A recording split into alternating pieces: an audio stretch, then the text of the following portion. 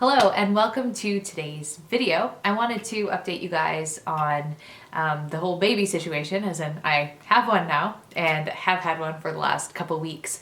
So I wanted to sit down today and just share my birth story with you because it was really awesome. It was really positive.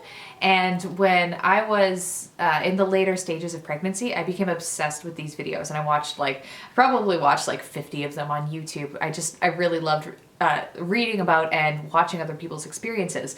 So that's why I wanted to sit down and do this video today, because I wanted to, add my experience to the pool of other women's experiences on YouTube, especially because it was such a positive experience for me and my husband, and it was a whirlwind. So the Cliff Notes version of this birth story is the fact that it was very fast labor. It was about 8 hours from when I first started having contractions to when she was born. And it was a natural labor, so I didn't have an epidural, I didn't have anything like that. I did it all with my body's abilities.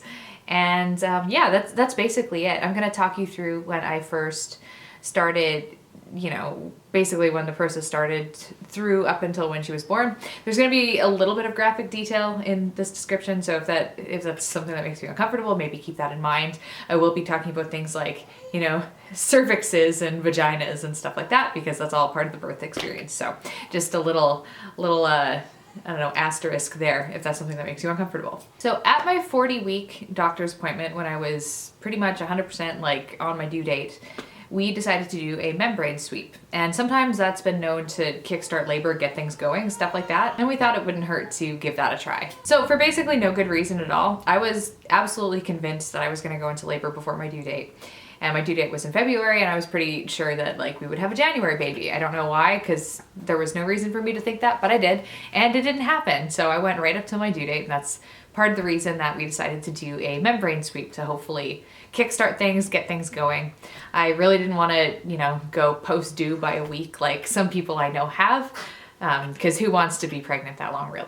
So the weekend after my sweep, I started having more regular Braxton Hicks. I was able to time them, but they were super erratic and random. Some of them would be 20 minutes apart, some of them would be 5 minutes apart, but they started coming on more consistently than they had in the past. So I got a little excited, but a couple days passed and nothing happened. Now I want to make a note.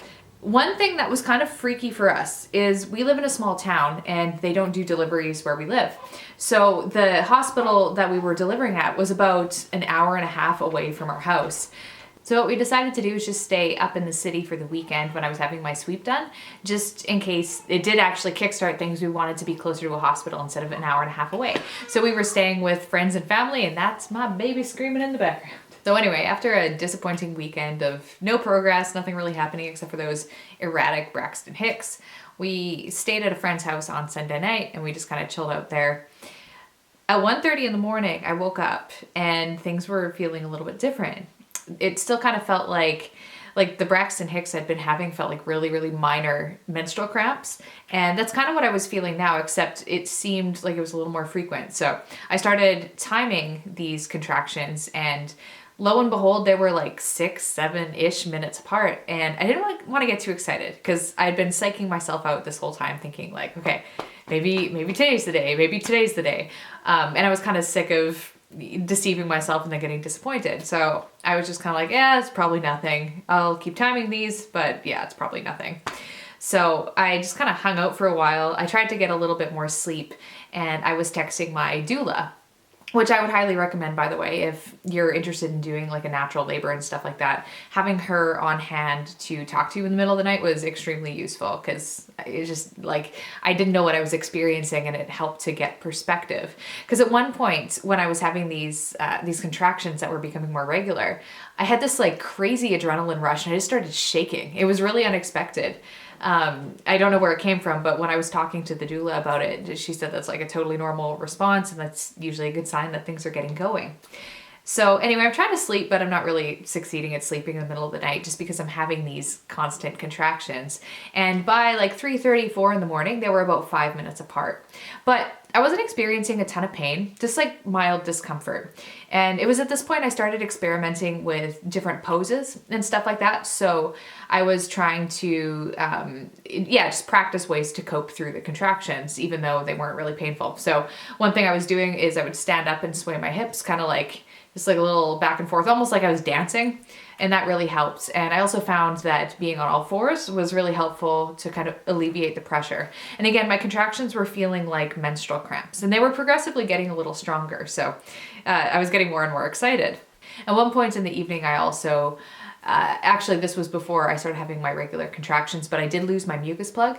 And again, it was one of those signs I didn't want to get too excited about, because sometimes it means something and sometimes it doesn't. So I didn't want to get my hopes up about it. But, you know, putting all these symptoms together, I was starting to actually legitimately believe that I was actually in labor.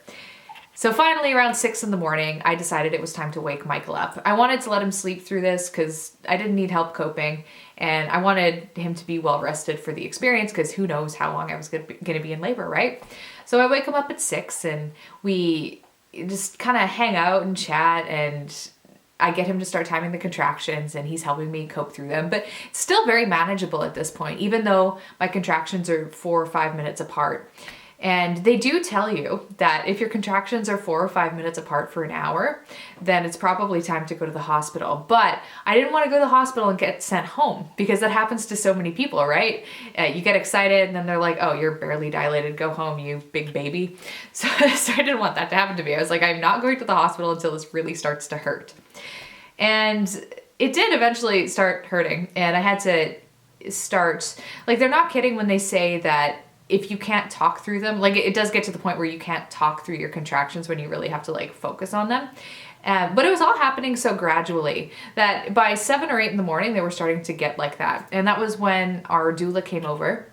We asked her to come over just to kind of assess how things were going, and we wanted her opinion on if it was time to go to the hospital or not. So anyway, I'm laboring, I'm having contractions that are probably more like 3 minutes apart for a couple hours. But I still kind of resisted going to the hospital, because again, I was like, this isn't that bad. Like, I can still tolerate this. It's not the worst thing ever. I don't want to, you know, be disappointed when I go to the hospital. But finally, around 9 o'clock, we decided it was time to go.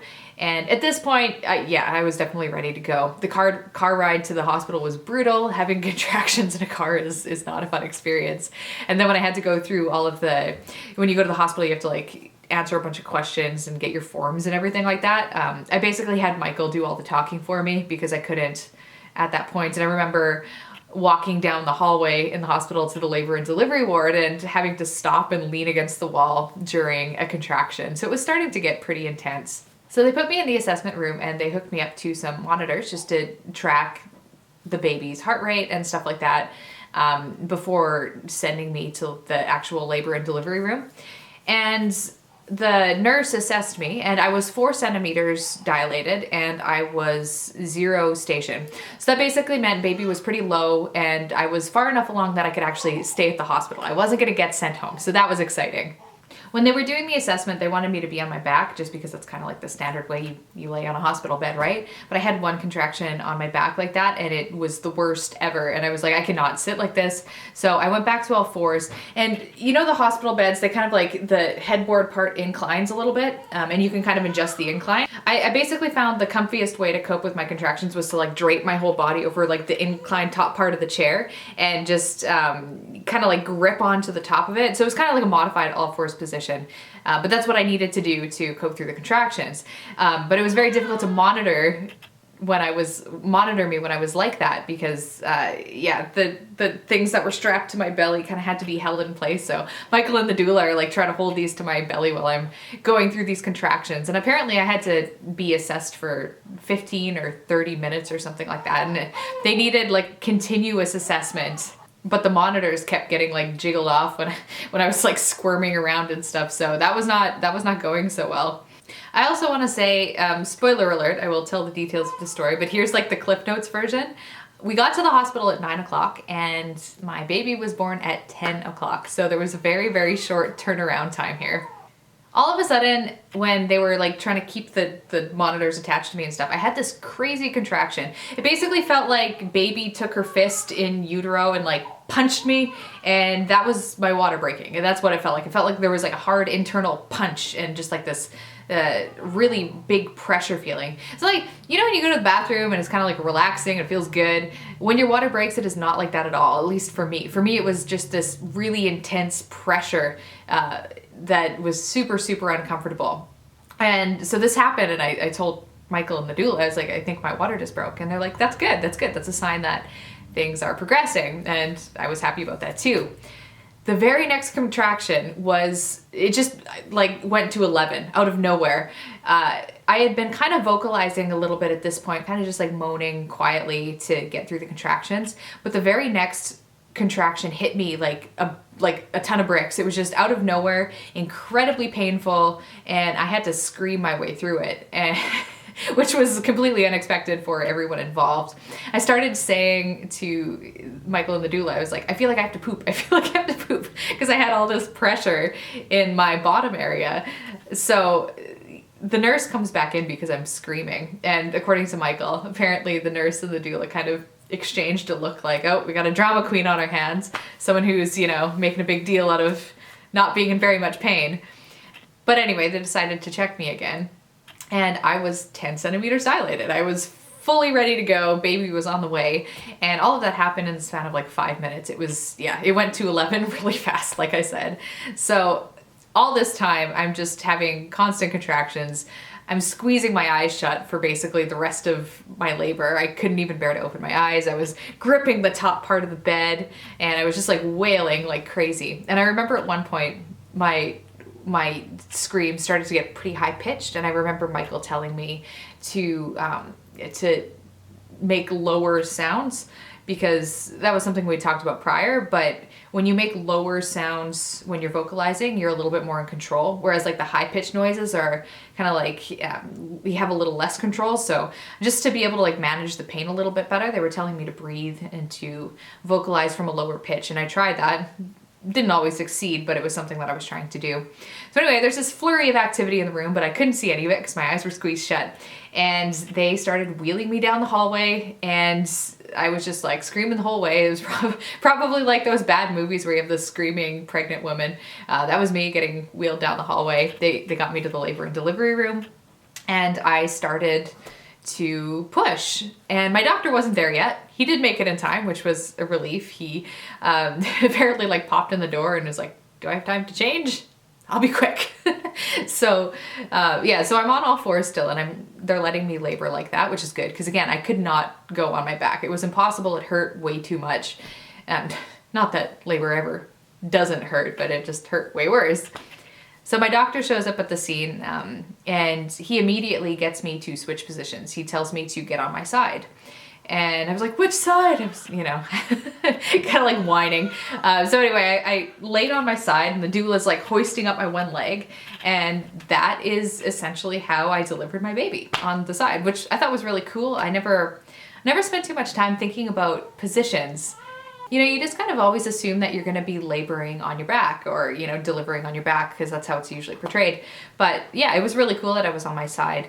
Apparently the reason he wanted me on my side is because baby was coming out with her hand. Oh, so the doula is holding up my leg. I'm having contractions that some people say that the pushing phase is really satisfying and productive, and they really enjoy it. I actually found it to be the hardest part.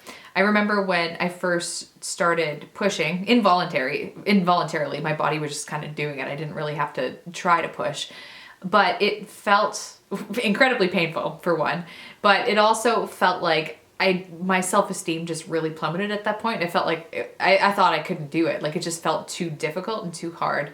But obviously I didn't have a choice in the matter, and obviously I could do it. It was just really, really challenging.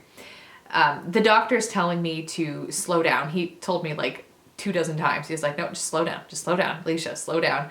And I was like, I'm trying, but I can't control my body. But I did my best. I mean, I didn't want to tear badly or anything like that, so I tried to hold it back as best as I could. And I'm pushing. Baby's coming out. I kind of mentioned this before I got cut off, but baby was coming out with her like Superman. Basically, she had her like hand up by her head. And I mean, I'm sure birth is always painful, but that probably made it maybe even a little more painful. But that was one of the reasons that my doctor had me go on the side, because I don't know, maybe it just makes it easier to deliver her like that. So anyway, I'm finally starting to feel like she's close to coming out with my pushes. It was like every contraction where I pushed, it felt like she went out a little bit and then came in a little bit. And it finally got to the point where I felt like I could like actually get her out. And lo and behold, I did. And the rest of her body just slid right out, and it was like within a second she was on my chest, and there was this tiny little wet squirmy pink screaming baby on my chest, and it was just like, it was so fast that it was mind-blowing. And that was when I finally opened my eyes, because this whole time I just like clenched my eyes shut, and I kind of went inward, and I was aware of people talking around me, talking to me, but I just didn't really respond. I just felt like I couldn't. I felt like I just needed to keep all of my energy within myself. And yeah, so the pushing phase was actually pretty fast. It took about, if I had to guess, it was like 20 minutes start to finish, which I'm really fortunate, because I know that some women spend hours in that phase, and I can't even imagine, because it's so brutally difficult. So I'm lucky in that it was quite a bit faster. And I'm lucky that I actually made it to the hospital in time, you know, in the nick of time, basically. I think I was at the hospital for 15 minutes before my water broke. And like I said, that's when everything escalated. So cutting it a little close. So maybe, you know, if I'm to give a piece of advice from this, don't spend 2 hours at home if your contractions are 3 minutes apart for 2 hours, because that means things are probably a little further along than you think, even if you are coping really well, which I think I was coping fairly well at that point. So this whole time when I'm laboring and baby's getting closer and closer, and my eyes are squeezed shut, I'm dimly aware of Michael beside me, and he's really, really excited and really emotional. I could kind of hear it in his voice. And the doula, apparently, he told me this after, but the doula was encouraging him to look down at baby being born. Now, he was up by my shoulder, so we couldn't see like the graphic details or anything like that. And initially he was like, no, I don't want to do that. Just maybe a little squeamish, but eventually he did. And he said that he could see her head coming out, and he could see, like, the first thing he saw was like an arm sticking out. And she still likes to sit like that. When she's swaddled or whatever, we leave one of her hands like this. She's pretty happy. She likes having her arm up. Sometimes she sleeps like this, which is cute, because that's how I sleep sometimes too. So she was really healthy when she was born. She was pink. She was screaming, and they took her to do measurements and stuff like that. And she was 6 pounds and 14 ounces. So she's almost 7 pounds, just a little, but she was, you know, feisty and strong. Just, you know, Michael and I are little people, and we had a little baby. And then they put her back on my body to do some skin to skin, and we tried nursing, and she latched really well right away. She was pretty alert, and that was actually one of the reasons I wanted to avoid an epidural. There was quite a few reasons. I wanted to avoid like the cascade of interventions that can happen sometimes, where you get one thing, which means you have to get another thing, which means you have to get another thing. I wanted to avoid that completely. And even if I would have wanted an epidural or drugs of any kind, I wouldn't have had time to have them. So it kind of worked out in my favor that things went so fast. But one thing that I had heard with epidurals is that they're really safe, and I totally understand why people get them and stuff like that. But they can make the baby a little bit less alert when they're first born, which can possibly have, you know, an impact on nursing and stuff like that. So it was nice that she was so alert and so like willing to latch right when she was born. And we had a little bit of a rough patch with the first few days of nursing, just because her latch was shallow. It wasn't very good. She kind of destroyed my body a little bit, but eventually we figured it out. We worked through it, and 2 weeks in, it's going really well. So the biggest adjustment has just been adjusting to, I'm a person who loves sleep and who needs, you know, like 8 hours of sleep a night. That's kind of always been my jam, but it's been a little bit of an adjustment to get, you know, half of that. But it's such a temporary phase, and things are slowly and surely getting a little bit better, and it's getting easier to sleep. So everyone, this is little baby Jane, and she's really cute. And sometimes she's kind of a gremlin. She makes like gremlin noises and facial expressions. And yeah, right now she's having a little bit of a snooze. You probably heard earlier in this video she was freaking out a little bit. I had Michael take her away and calm her down and stuff, but it seems like she's chilled out quite a bit. So Jane, say hello to the people. So anyway, that was my birth story, and again, I was really, really happy with how everything went. It was basically like my ideal, perfect birth and labor. I got really, really lucky, and I feel super blessed to have had that experience because it was so fast and I was able to do it naturally, and she was happy and healthy, and we didn't have to have any there wasn't any scary emergency issues or things like that. It was just a great experience for being labor. Like, obviously it was super painful and very challenging and, you know, stretched me to my limits, but afterwards I felt like just a warrior woman. I felt so like strong and amazing, and that was one of the main reasons I wanted to have natural labor, because I knew for me, and it's totally fine for anyone who wants to have interventions, it's cool, sometimes it's necessary, but for me to do it naturally just really made me feel like so badass. So thanks so much for watching today's video. I really appreciate it, and it was fun sharing my birth story with you guys. Sorry if I sound a little haggard. I still haven't completely caught up on sleep, and I'm not entirely convinced that I'll catch up on sleep anytime soon.